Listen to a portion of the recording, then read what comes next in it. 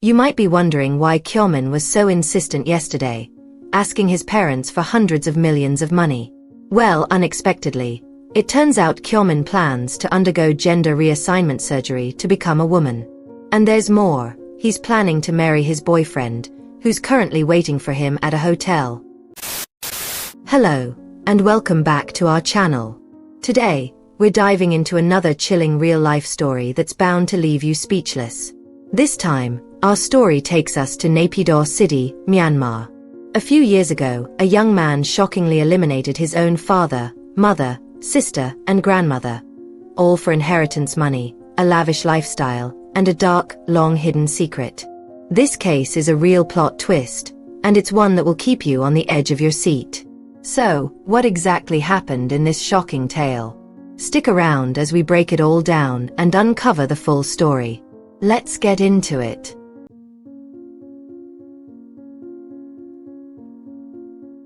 Before we dive into this story, don't forget to like, comment, and subscribe.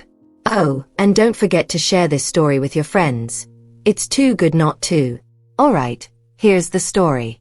There was this guy named Kyomin, born in 1999. Picture a young man, handsome, trendy, and always in the know about what's popping on social media. Kyomin was studying at a university in Naypyidaw, living a life that revolved around style and clout. He was the eldest of two siblings, with a younger sister named Nanda, who was born in 2001.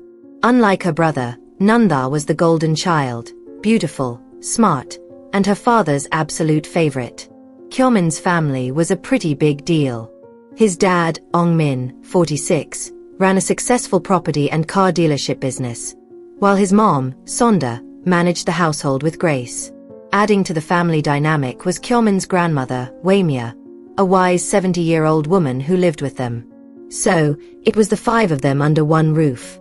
A wealthy, respected, and educated family known for their kindness. And let's not forget Nanda's reputation. Not only was she gorgeous, but she was also a social butterfly who could befriend anyone. Nanda was the kind of daughter who made parents proud. She was diligent, obedient, and genuinely interested in learning the ropes of her father's property business. In fact, she was already planning to dive into the family business someday. Kyomin, though, completely different story. He was all about looking cool, living the hedonistic lifestyle, and doing anything but studying. Helping out in his father's business? Forget about it. His days were spent making TikTok videos, showing off his family's wealth, and living the kind of lifestyle that drove his dad up the wall. As you can imagine, this caused a lot of tension between Kyomin and his dad. Ong Min was frustrated that his son didn't take life seriously, so he decided to cut off Kyomin's monthly allowance. He hoped this would push his son to step up, be more responsible, and maybe even help with the family business. But things didn't go as planned. Instead of changing, Kyomin started going behind his dad's back to ask his mom for money. Sonda, being a soft-hearted mom, couldn't say no to her son. Every time he gave an excuse, whether it was for campus expenses or research, she gave in. Of course, when Ong Min found out, he was furious. This made Kyomin stay away from home more often, which broke his mom's heart.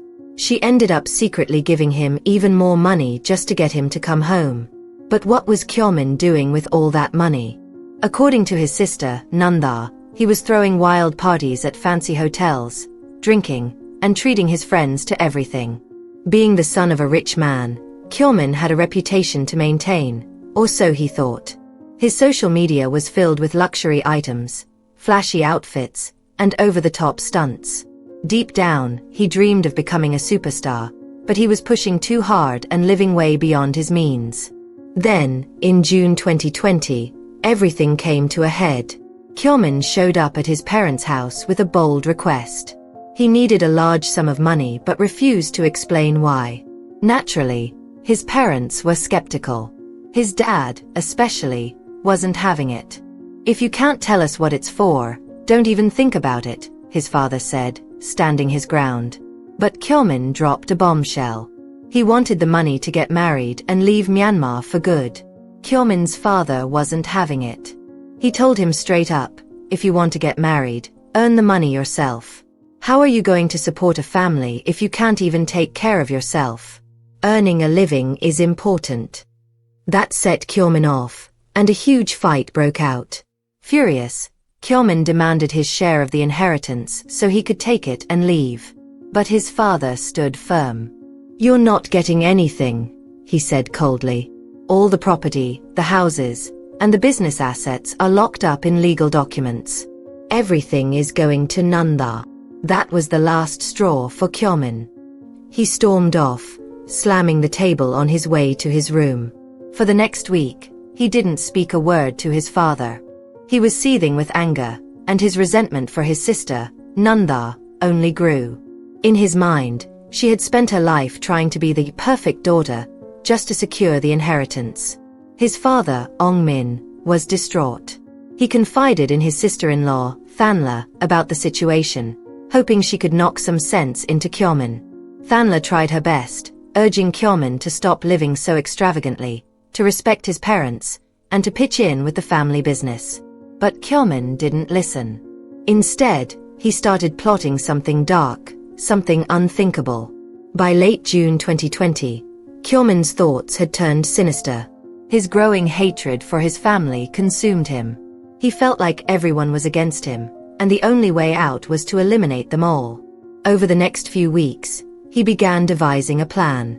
In early July, he tried a few times but failed each time. Once, he planned to poison his family by spiking their food with insecticide, but no one ended up eating. Another time, he hid his father's loaded gun, intending to use it during dinner, but a guest unexpectedly showed up. Then came July 23, 2020. Kyomin secretly asked his mother for money, claiming he needed it for something urgent. Despite everything, she gave it to him. The next day, he used the money to check into a hotel with a friend. There, he opened up to his friend about his dark plan. On July 25th, Kyomin and his friend went back to his family's house, peeking through the windows. The place looked quiet, so they returned to the hotel. The morning of July 26, 2020, started like any other. Kyomin was still at the hotel with his friend, texting a few other people to invite them to a party in his room that night. Around 11 a.m., he decided to return home alone. When he arrived, the house was alive with activity. His mother was cooking in the kitchen, and his grandmother, Waimia, was upstairs sewing. His sister, Nanda, was still sleeping in her room. As soon as his mother saw him, she rushed over and hugged him tightly. She had missed him. He hadn't been home for 3 days. After the hug, Kyomin went upstairs to his room. He retrieved the loaded gun he had hidden and walked quietly into Nanda's room. She was still sound asleep. Without hesitation, he pulled a sheet over her face and fired a shot at her head. She didn't even have a chance to react. To be sure, he pressed a pillow over her head, but it wasn't necessary. She was already gone. The sound of the gunshot brought his grandmother upstairs. As soon as she stepped into Nanda's room, Kyomin, who was hiding behind the door, shot her too. She collapsed on the floor instantly. He then yelled downstairs, calling for his mother. Hearing his frantic tone, Sonda rushed upstairs. Just like with his grandmother, Kyomin hid behind the door. When his mother walked into Nanda's room, he fired a shot at her back. She fell to the ground, joining his sister and grandmother. Within minutes, 3 members of his family were dead in Nanda's room. Kyomin calmly locked the door from the outside and pocketed the key. Kyomin rushed downstairs into his father's room. His father, Ongmin, was lying on the bed, casually talking on the phone, completely unaware of what had just happened upstairs. Without hesitation, Kyomin stormed in, pointed the gun directly at his father's forehead, and pulled the trigger. Ongmin barely had time to react before 3 bullets hit him, ending his life instantly. Afterward, Kyomin ransacked his parents' closet, taking cash and jewelry that belonged to his mother. Then he locked his father's room from the outside, pocketed the key, and made his way to the front door. He locked the house, taking that key with him as well, and left. With no sign of remorse, he headed back to the hotel where his friends were waiting for the party to continue. But even as the music blasted and his friends cheered, Kyomin couldn't shake the unease in his chest. Fear and guilt started creeping in, gnawing at him. By morning, July 27, 2020, he came up with a plan to divert suspicion. He went to his uncle Thanla's house and told him, "The house is quiet. I knocked and knocked, but no one opened the door. I called, but no one answered. The lights are off, but all the cars are still in the garage and driveway." Concerned, Thanla decided to check things out. Together with Kyomin, they went to the family home. The house was eerily silent, just as Kyomin had described. Thanla borrowed a ladder and told Kyomin to climb up and look through the skylight. Putting on his act, Kyomin climbed up, took a peek, and then screamed in supposed horror. Tears streaming down his face, he wailed, "I see them. They're all lying there. They're not moving." Alarmed, Thanla immediately called the police. When authorities arrived, they found 4 lifeless bodies inside the house. At first glance, it looked like a robbery. Drawers were open, and the closet was in complete disarray. Kyomin played his part well, crying hysterically and acting devastated, though there were no actual tears. Family members, including Thanla, tried to comfort him. However, something didn't add up. The police noticed the house showed no signs of forced entry. The front door was locked and intact, suggesting the culprit was someone known to the family, someone who had a key. Suspicion grew. Then, the biggest oversight in Kyomin's plan came to light. The house had surveillance cameras in the living room and on the front porch. The footage didn't capture the attacks inside the rooms, but it did show Kyomin as the last person entering the house. It also caught him locking the front door as he left. When investigators examined his shoes, they found traces of blood on the soles. His DNA was everywhere in the house, leaving no room for doubt. Within hours, police arrested the 21-year-old as the sole suspect in the tragic deaths of his entire family. Further investigations and testimonies sealed the case. Thanla revealed that Kyomin's relationship with his family, especially his father, had been strained for years.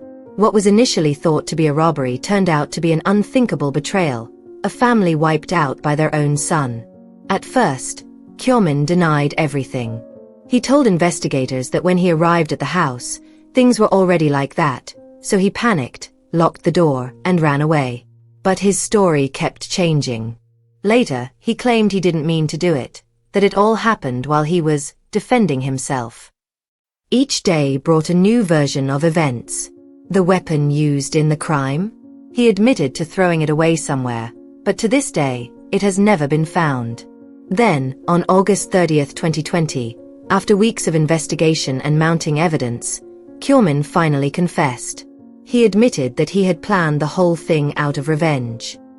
He resented his family for refusing to give him money or inheritance, which had all been promised to his sister, Nanda.